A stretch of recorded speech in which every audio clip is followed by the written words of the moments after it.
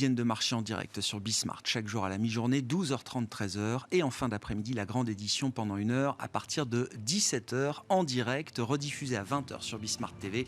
Émission que vous retrouvez chaque jour en replay sur bismart.fr et en podcast sur l'ensemble de vos plateformes. Au sommaire de cette édition de la mi-journée, les résultats de LVMH, qui sont la nouvelle actualité pour les investisseurs, qui marquent le coup d'envoi des publications trimestrielles des grandes entreprises. Le chiffre d'affaires de LVMH est à la hauteur des attentes et même légèrement supérieur à ce que le consensus des analystes attendait, avec une croissance organique de 19% au troisième trimestre et de 20% sur l'ensemble des 9 premiers mois. Parmi les commentaires à retenir de la part du management de LVMH, l'idée que la dynamique américaine, européenne et japonaise, avec en plus la reprise du tourisme international, notamment des États-Unis vers l'Europe, tous ces phénomènes-là ont largement compensé la faiblesse d'activité que l'on peut constater en Asie et notamment en Chine. Le marché apprécie la publication de LVMH et même l'ensemble du secteur du luxe est rassuré avec cette publication. Le titre LVMH gagne autour de 2% à mi-séance en Europe, avec des indices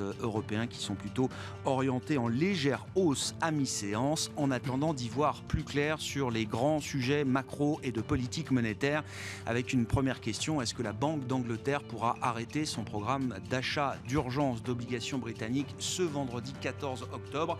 La question reste grande ouverte, malgré les propos du gouverneur de la BOE hier, Andrew Bailey, qui affirmait que oui, le programme allait bel et bien s'arrêter dans 3 jours et que les fonds de pension britanniques avaient désormais 3 jours pour régler leurs problèmes de liquidité notamment.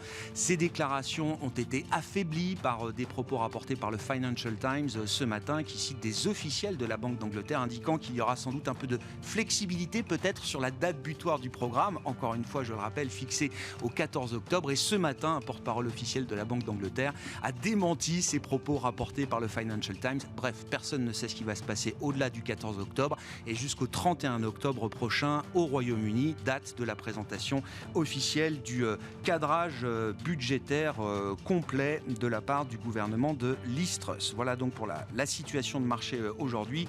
Dans ce contexte, nous évoquons les stratégies d'investissement possibles avec 2 invités qui nous accompagneront pendant cette demi-heure. Laurent Dédier, directeur général délégué d'Autingre Banque Privée, et Olivier Quinty, responsable des gestions pilotées d'Edmond Rothschild Asset Management.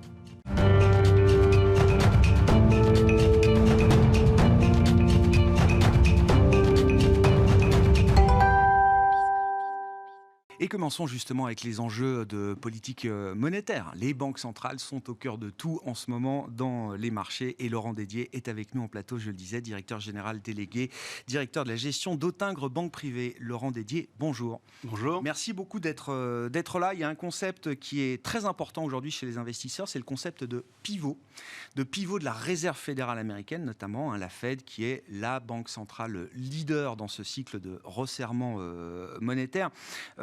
J'aimerais bien qu'on définisse peut-être un petit peu avec vous ce concept de pivot. Qu'est-ce qu'on met derrière ce terme de pivot? Et que peut-on dire du calendrier, du timing d'un éventuel pivot qui est le Graal d'une certaine manière aujourd'hui pour les investisseurs? Alors, c'est une question importante pour les investisseurs parce que c'est vrai qu'aujourd'hui, les marchés financiers sont très concentrés sur les messages des banques centrales et regardent les datas économiques les plus importantes, c'est-à-dire aujourd'hui l'emploi et l'inflation. La Federal Reserve, donc la Fed, a démarré probablement sa politique monétaire à retard.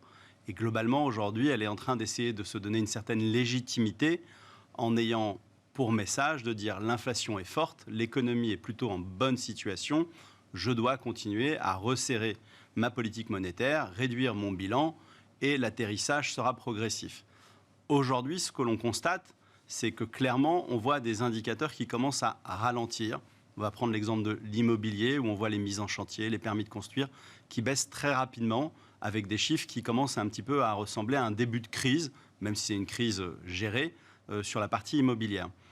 Maintenant, le vrai sujet, c'est est-ce que la Banque centrale américaine va changer son discours dans les prochaines semaines, dans les prochains mois ou au courant de l'année 2023. Le pivot, qui est un petit peu le Graal pour les investisseurs, parce qu'on se dit qu'on aura une politique monétaire qui sera accommodante, ou en tout cas moins restrictive, c'est le moment où la Fed et M. Powell va dire aux investisseurs « je change de discours, Je ne suis plus hawkish, donc restrictif, je deviens neutre, voire peut-être accommodant dans un deuxième temps. Donc on cherche le moment de bascule où la Fed va changer son discours en disant « j'ai fait mon boulot, j'ai remonté les taux, je laisse l'économie maintenant, entre guillemets, vivre un petit peu sa vie avec les conséquences de cette remontée de taux et je deviens neutre ». Est-ce qu'on est sûr que le ralentissement immobilier qu'on observe et qui va continuer, avec l'idée également que le marché de l'emploi va peut-être à un moment ralentir également aux États-Unis, ce qu'on n'a pas observé sur les derniers chiffres, est-ce qu'on est sûr que ces facteurs-là vont permettre d'abattre l'inflation là où la Fed a envie de l'avoir? Alors, c'est une question importante et je pense que malheureusement, les marchés financiers ont l'habitude de trop regarder avec, entre guillemets, une loupe à très court terme les indices. Je vais prendre l'exemple des créations d'emplois, parce que j'ai fait l'exercice de style hier par curiosité. Il y a un peu plus d'un an, on était entre 600 000 et 700 000 créations mensuelles. Le dernier chiffre était légèrement au-dessus de 250 000 à 260 000 et on était à 300 000 avant. Ce qui veut dire que depuis un an, l'économie américaine absorbe différents chocs. Un choc d'offres qui a mis des arrêts temporaires dans la création d'emplois, un choc de demande et aussi un choc économique lié à la restriction financière. Et donc, on observe quand même que la tendance est bonne. Alors, il y a un chiffre clé qui traîne dans les marchés financiers qui dit entre 130 000 et 150 000 créations d'emplois, le job est fait. Ouais. Et à ce moment-là, on peut commencer à changer de discours sur la partie emploi. On vient de 700 000 il y a un an, on est à 250 000 aujourd'hui. Ouais. Les 150 000, j'ai envie de dire, on les voit, on les touche presque du doigt. Ce n'est pas imminent, mais c'est un sujet probablement pour le premier trimestre 2023. Donc ce pivot, il doit intervenir à un moment en 2023, c'est ça, Laurent? Alors, dans la vision de la banque, on a été très négatif sur l'inflation très tôt. Aujourd'hui, on comprend bien qu'il y a des éléments qui vont faire en sorte que cette inflation va rester forte assez durablement. Ouais. Mais on imagine la Fed changer de discours au tournant de l'année 2023 et probablement dans le courant du premier trimestre. Pourquoi ? Le pétrole et les matières premières aujourd'hui sont au même point que l'année dernière. Donc il n'y a plus d'impact négatif sur l'inflation sur cette partie-là, entre guillemets, des composants. Donc aujourd'hui, le seul composant qui inquiète les marchés financiers, parce qu'il est très difficile à maîtriser, c'est le fameux composant autour des loyers. Et ces loyers, qui correspondent environ à un tiers de l'inflation aux États-Unis, restent fermes, voire plutôt orientés à la hausse, et donc génèrent des mauvaises surprises quand on élimine le choc d'offres que je ne maîtrise pas. Est-ce que la Chine restera politique zéro Covid, plus accommodante, ou va réouvrir totalement son économie? Et là, on sait qu'il y a encore probablement 6 mois à partir de maintenant pour que ce côté loyer arrive à diminuer. C'est pour ça qu'on estime que le point de rendez-vous du premier trimestre sera le message clé du pivot de la Fed et la neutralité. Pivot, ça ne veut pas dire non plus qu'on se prépare à rebaisser les taux rapidement. Pas tout de suite, non, malheureusement. Ça veut dire qu'elle va observer la situation, voir l'impact de la politique monétaire sur l'économie et se poser des questions dans un deuxième temps. La baisse des taux, elle arrivera que beaucoup plus tard. Est-ce que le système financier peut tenir en attendant ce pivot de la Réserve fédérale américaine, Laurent? On voit les effets de bord générés à travers notamment la vitesse d'appréciation du dollar, la force du dollar en absolu et face aux grandes devises majeures aujourd'hui, plus tous les autres effets de bord que ça peut générer sur d'autres marchés, pour d'autres banques centrales. L'exemple britannique est l'exemple du moment. Ça restera peut-être un cas unique, mais néanmoins, c'est quand même un avertissement que tout le monde prend au sérieux aujourd'hui, Laurent. Très clairement, le problème n'est pas la force du dollar, mais ça a été la vitesse d'appréciation du dollar. On peut vivre, entre guillemets, dans une économie mondiale avec un dollar fort, et on l'a déjà connu par le passé, si sa vitesse, entre guillemets, d'appréciation n'est pas trop rapide. Or, cette année, on a eu un choc qui a amené, entre guillemets, tout le monde à jouer la valeur refuge dollar. Très clairement, il y a 2 messages aujourd'hui qui sont importants à interpréter dans les marchés. Bien évidemment, le mouvement de panique de la Banque centrale anglaise, qui est intervenu il y a une dizaine de jours ou 15 jours maintenant, avec 1 milliard pour calmer les ardeurs des investisseurs. Le milliard le mieux utilisé des marchés financiers. Depuis, malheureusement, ça se dégrade et on est dans l'inconnu. Oui.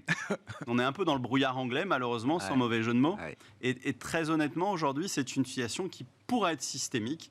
Et il va falloir qu'on ait quand même des messages un petit peu plus crédibles, non seulement du gouvernement anglais, c'est-à-dire de la politique budgétaire, qu'est-ce qu'on veut faire, comment on veut relancer, et dans quelle proportion on génère cette relance et on gère l'impôt aussi, les produits et pas que les dépenses, et aussi quelle va être, entre guillemets, la dynamique que la Banque centrale va gérer pour essayer de protéger cette politique budgétaire, le monétaire étant l'arme. Et j'ai aussi à l'esprit qu'il y a un rendez-vous très important, dans un mois, quasiment jour pour jour, qui est le G20. Et le G20, il a un grand sujet. Aujourd'hui, parmi tous les sujets qu'il va traiter, il y a un grand sujet qui est en train d'être énoncé dans toutes les pré-annonces et les différentes lectures qu'on peut avoir, c'est la stabilité financière. Ouais. C'est ce qui veut dire que les grands pays et tous les membres de ce comité ou de cette organisation ont à l'esprit qu'on a un risque dans la stabilité financière à ce stade, parce qu'on est en train d'arriver dans une restriction financière qui a des impacts potentiellement économiques, monétaires et budgétaires partout dans le monde. Et ça veut dire que le G20 retrouve du sens et retrouve même peut-être un intérêt commun supérieur à travers cette question de la stabilité financière. Parce que j'ai pas en tête la dernière fois qu'un G20 a été réellement utile d'une certaine manière, Laurent. Mais là, pour le coup, il y a un vrai enjeu. Alors, il y a un enjeu. Je n'ai pas envie de donner trop d'espoir parce qu'on a tellement de réunions importantes où tous les grands argentiers du monde, où tous les grands décisionnaires politiques se réunissent pour accoucher, entre guillemets, de pas grand-chose, si ce n'est rien, que je ne veux pas mettre un focus très important sur ce G20. Mais clairement, c'est pour eux une opportunité de rassurer les marchés financiers et de rassurer, entre guillemets, la communauté derrière des investisseurs, parce que clairement, on commence à voir pointer des signaux pas totalement forts, mais plus que faibles, sur des situations de stress qui pourraient devenir systémiques à un horizon qu'on ne maîtrise pas, mais qui peuvent craquer. Comment on se projette dans ce contexte pour le compte des clients d'une banque privée comme la vôtre, Autingre, Laurent, avec l'idée de réfléchir évidemment à tactiquement comment on gère le moment présent et puis peut-être plus stratégiquement comment on réfléchit à réorganiser peut-être les portefeuilles ou les allocations d'actifs au regard du schéma macro-monétaire qu'on a en tête pour l'an prochain. À très court terme, il y a encore un message de prudence parce qu'on n'a pas d'éléments suffisamment importants au-delà d'un rebond potentiel parce qu'il y a un excès de négativisme dans les marchés qui est rarement aussi important. On estime qu'il faut rester encore un peu prudent dans l'allocation. Maintenant, il n'y a pas de signal contrariant. C'est pas parce que le pessimisme semble peut-être très important que c'est un bon signal contrariant à ce stade. Il n'a malheureusement pas été utile cette année parce que ça fait longtemps que le côté négatif est très présent et il ne nous a pas beaucoup aidés. Il y a une séquence importante qui est les publications des entreprises qui démarrent. On va en parler certainement tout à l'heure. Ça peut nous donner, entre guillemets, un petit souffle haussier parce qu'on devrait quand même avoir certaines publications de bonne qualité dans les grands acteurs. Mais est-ce que ça sera suffisant pour, entre guillemets, prendre le pas sur le sujet politique, monétaire et inflation? Je ne suis pas certain. Aujourd'hui, dans l'allocation, la donne a changé. La donne a changé parce que ça fait plusieurs années qu'on vit avec des taux négatifs et un marché monétaire qui n'était pas un sujet d'investissement parce qu'il coûtait aux clients et donc il n'avait aucun intérêt.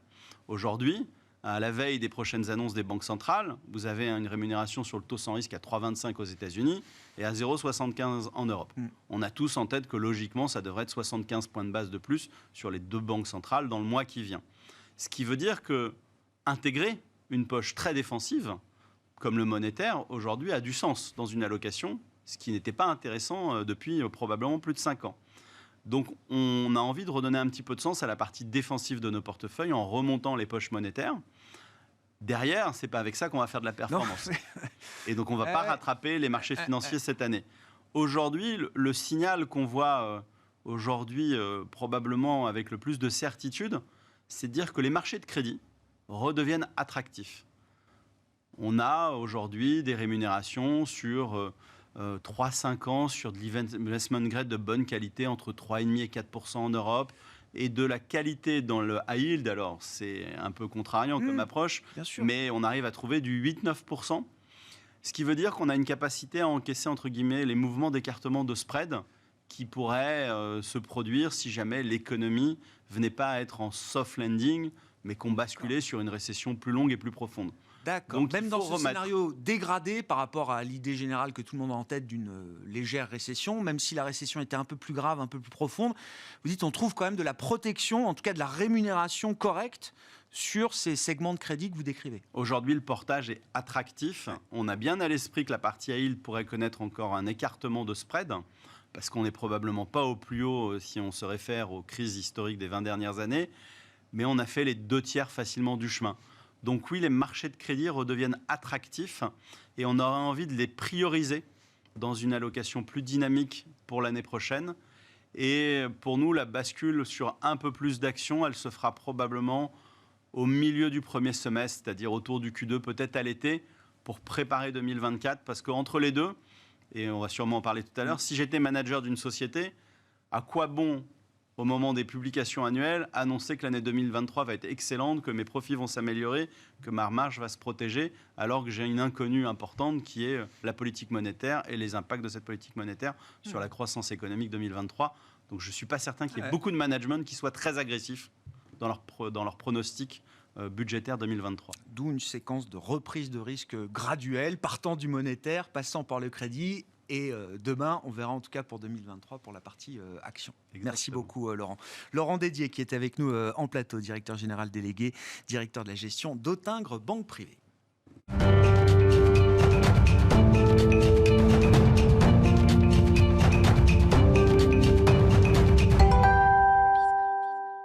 Concentrons-nous justement sur la partie action à présent avec Olivier Quinty, responsable des gestions pilotées d'Edmond Rothschild Asset Management. Bonjour et bienvenue Olivier. Bonjour Grégoire. On entre effectivement dans la période de publication de résultats. Mais d'abord, un commentaire un peu général après les 9 premiers mois de cette année 2022.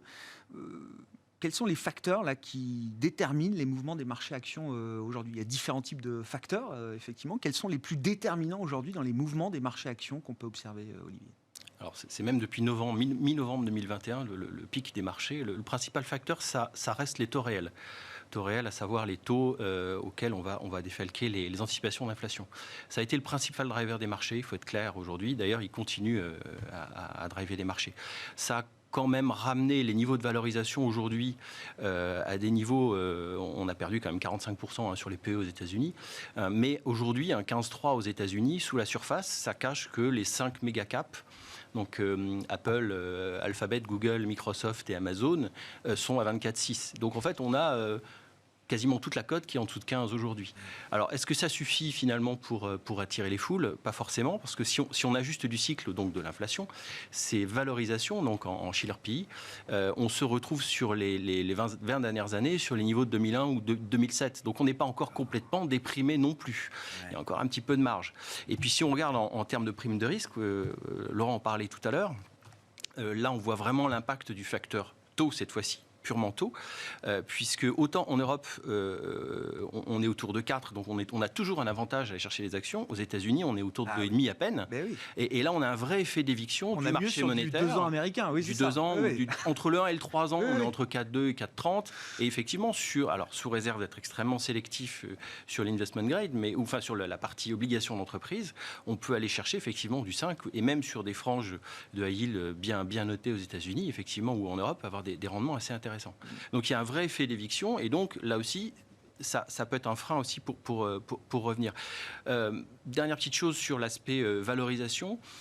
Si on compare aussi à des périodes, on essaie de faire des stress tests, il faut toujours essayer de voir ce qui s'est passé de manière historique. 2018, fin 2018, on a tous en mémoire le dernier trimestre, oui, où on avait un début de ralentissement du bilan de la Fed et des hausses de taux. On était tombé à 14 de PE aux États-Unis, donc on pourrait théoriquement avoir un peu de marge. En Europe, on est déjà largement en dessous. Hein. On remonterait de 40. On a quoi, 10 de on est à 9,80 et on est sous les 10 là, ça y est. J'essaie de suivre ça au jour le jour, d'accord. Il y a une semaine, on était autour de 11. Enfin, il y a 10 jours ou 15 jours, on était autour de 11. Là, on est déjà sous les 10. Là, c'est vite. Il faudrait remonter à 11, effectivement. L'enjeu derrière, c'est plutôt les marges. Au niveau des marges, on est toujours, on n'a pas encore vraiment révisé les niveaux de marge, là aussi en forward. Hein, quand on regarde les bénéfices à venir sur les ventes d'aujourd'hui, il y aurait encore entre 10 et 15% au niveau des marges à renier pour revenir sur ces niveaux de 2018. Mais le mouvement de révision qui s'annonce, finalement, c'est aujourd'hui le dernier game changer. Parce que, OK, on a corrigé, mais on voit arriver devant nous une période de publication. Il n'y a toujours pas eu vraiment de révision en Europe. Aux États-Unis, ça a déjà commencé. On part sur du plus 11 et quelques en Europe et sur du plus pour 2023 Ah non, pour le trimestre. Pour le trimestre. Pour le trimestre, d'accord. Enfin, oui, pour le trimestre. Et en oui, fait, oui. voilà, sur le trimestre. Bien sûr. Et on serait sur du plus 3 sur la période, hein, oui. et plus 3 aux États-Unis. Si on enlève le secteur de l'énergie, qui est toujours le secteur qui a plus de 100 ou 160 de progression sur le trimestre aux États-Unis. En fait, on est négatif. On est déjà à moins 3 aux États-Unis et moins 4 en Europe. Donc on a encore, sous la surface, encore une fois, des disparités sectorielles qui vont en plus s'inverser en termes de polarité, puisque les financières qui sont négatives, sur les 2 années à venir, seront positives de 13 et quasiment 18%. Et l'inverse sur le secteur de l'énergie, qui sera négatif l'an prochain et l'année suivante. Donc, il va falloir faire attention, parce que le niveau en lui-même est intéressant, mais il faut vraiment aller creuser sur la surface. Et donc, c'est toujours difficile, pour revenir à la question de départ, est-ce que sur ces niveaux de valorisation-là... Est-ce qu'on a de la marge On a de la marge. Il faut vraiment. C'est difficile de monter avant une période de publication qu'on attend relativement quand même négative, avec sans doute des entreprises qui vont peut-être un petit peu charger la barque sur les résultats. La question, parce que si c'est un moment game changer effectivement pour l'investisseur, l'idée qu'on va quand même nettoyer un peu le marché action, de la complaisance qui peut rester pour permettre aux investisseurs de revenir plus tranquillement, c'est quand même ça l'idée stratégique, Olivier. Est-ce que c'est pour ce trimestre ? Est-ce que c'est dans les résultats du 3e trimestre qui vont être publiés et les perspectives qui seront données à cette occasion que ce mouvement massif de révision, cette capitulation des analystes, on va dire ça comme ça, est-ce que c'est à ce moment-là qu'elle va avoir lieu, ou est-ce que c'est peut-être encore pour plus tard ? La capitulation, plus on l'attend, moins elle vient. Ouais. Mais quand on regarde les enquêtes auprès des entreprises, on s'aperçoit que par rapport à la même enquête au mois d'avril, les chefs d'entreprise sont toujours assez prudents, certes, mais sont toujours partagés entre les capex et conserver du cash.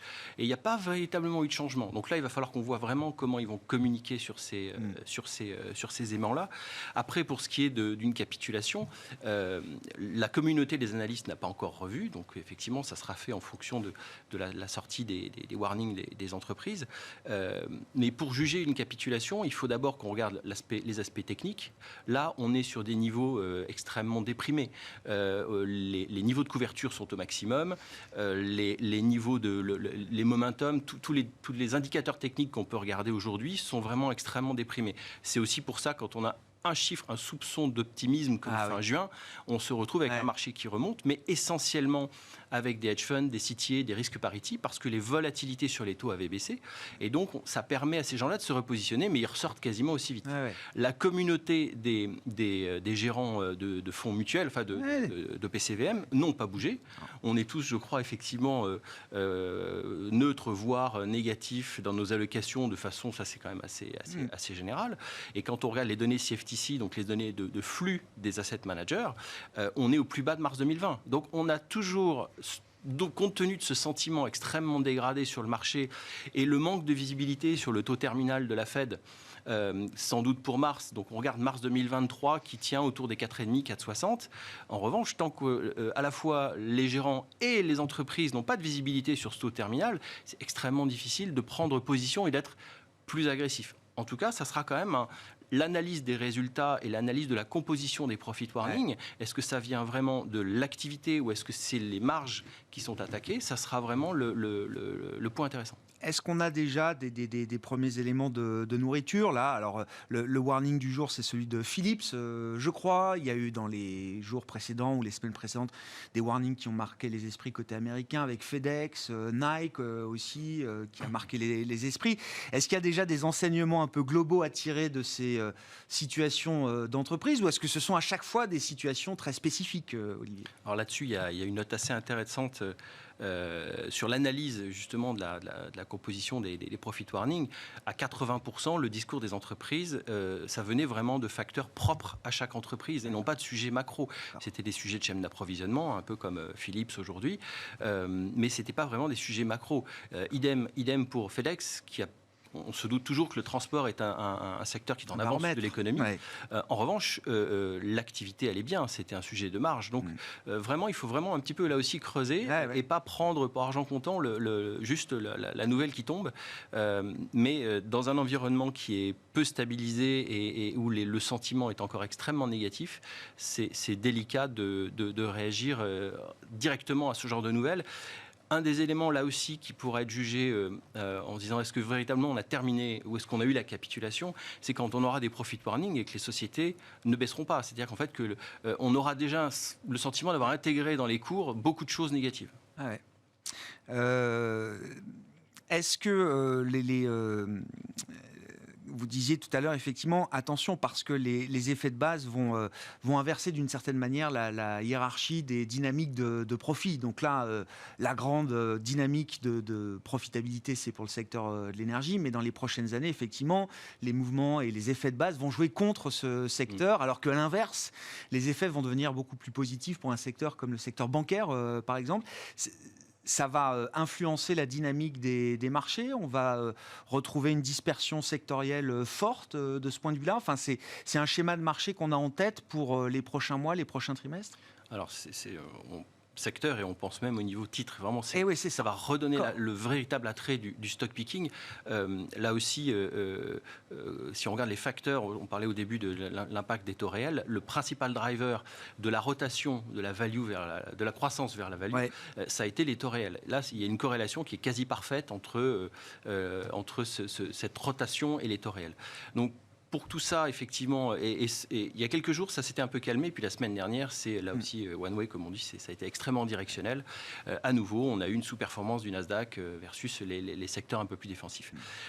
Donc l'enjeu, effectivement, c'est d'abord que les différents facteurs qu'on regardait depuis 2017, qui étaient les principaux drivers, comme le facteur du momentum, d'abord, ils ont changé, les valorisations ont fortement baissé parce qu'on a sorti de la tech pour mettre des banques. Donc en plus, il faut changer sa paire de lunettes. On ne peut plus vraiment regarder les facteurs tels qu'on les regardait. Et pour savoir si vraiment on peut avoir là aussi un mouvement de fin de cette baisse des taux réels, encore une fois, je reviens sur les anticipations d'inflation, qui est la partie à droite de la soustraction. On est revenu aujourd'hui, après la pointe à 5 sur le 2 ans, on est à 2,30. Ce sont les niveaux de début 2021 et idem sur le 10 ans. On a fait une pointe à 3, on revient à 2,30. En clair, la Fed a fait son boulot de crédibilité en ramenant les anticipations d'inflation. Donc, il ne reste plus que les taux. Donc, le principal facteur maintenant, c'est bien sûr, ça va être les taux et qui seront liés, comme disait Laurent et comme on le pense également, toutes les données d'inflation et surtout les données d'emploi. Parce que les données d'inflation, on a un micro-espoir, mais le marché de l'emploi est tellement résilient qu'on a du mal à voir le bout du tunnel. Même le NBER, qui qualifie les récessions aux États-Unis, après 2 trimestres de croissance négative, ne qualifie pas de récession aux États-Unis parce qu'ils le disent, les données de l'emploi sont exceptionnelles. Donc, il y a encore ce vrai sujet et être très attentif aux données d'emploi et de croissance des salaires. Merci beaucoup, messieurs. Olivier Quinty, je le rappelle, qui était avec nous en plateau, responsable des gestions pilotées d'Edmond Rothschild Asset Management, et Laurent Dédier, une fois encore directeur général délégué d'Autingre Banque Privée. Voilà pour cette édition Smart Bourse de la mi-journée. On se retrouve à 17h en direct sur Bismart TV.